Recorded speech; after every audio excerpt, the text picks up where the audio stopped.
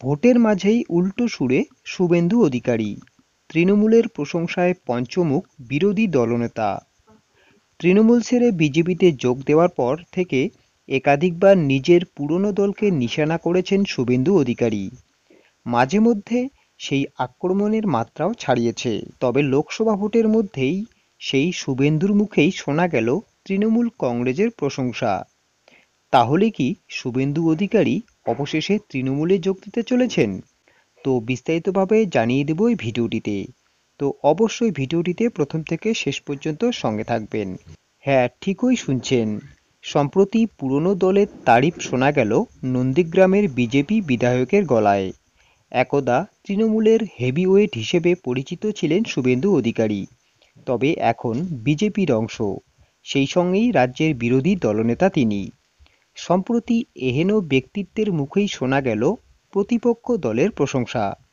বুধবার কাতি টাউন হলে বিজেপির দলীয় বৈঠকে উপস্থিত ছিলেন শুভেন্দু। সেখানেই তৃণমূলের তারিফ করেন তিনি।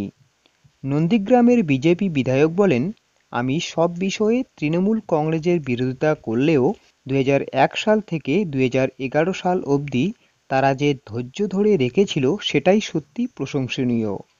তবে কখনো কংগ্রেসের সাহায্য নিয়েছে, কখনো এনডিএর অংশ হয়েছে, কখনো আবার এসইউসির সঙ্গে জোট বেঁধেছে, আবার কখনো সিদ্দিকুল্লার সাহায্য নিয়েছে। তৃণমূলের পাশাপাশি গতকাল বামেদের নীতির তারিফও করতেও দেখা যায় শুভেন্দু অধিকারীকে। বিজেপি নেতা বলেন, আমি সবসময় বামেদের নিন্দা করি, কিন্তু ওদের পঞ্চায়েত ব্যবস্থাকে আমি সমর্থন করি। ভূমি রাজস্ব ব্যবস্থাকেও আমি সমর্থন করি, তবে এখনকার বামেদের নয় কিন্তু, কারণ এরা ভোট কেটে চোরেদের জয়ী করে। ওয়াকিবহাল মহলের অনুমান, ভোটের আবহে দলীয় নেতা কর্মীদের মধ্যে উদ্বুদ্ধ করতেই পুরনো নানা প্রসঙ্গ টেনে এনেছেন শুভেন্দু অধিকারী।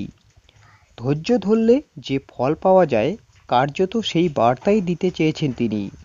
গতকালের বৈঠকে তিনি বলেন, আপনাদের অনেক ত্যাগ করতে হবে, সবাই সব কিছু নাও পেতে পারেন, হয়তো গ্রাম পঞ্চায়েত প্রধান অথবা বিরোধী দলনেতা বাছাই আমাদের 100% ঠিক হয়নি। তা সত্ত্বেও আমাদের রাজ্যে বিজেপি সরকার আনতে হবে, দলকে ক্ষমতায় আনাটাই হবে আমাদের একমাত্র লক্ষ্য।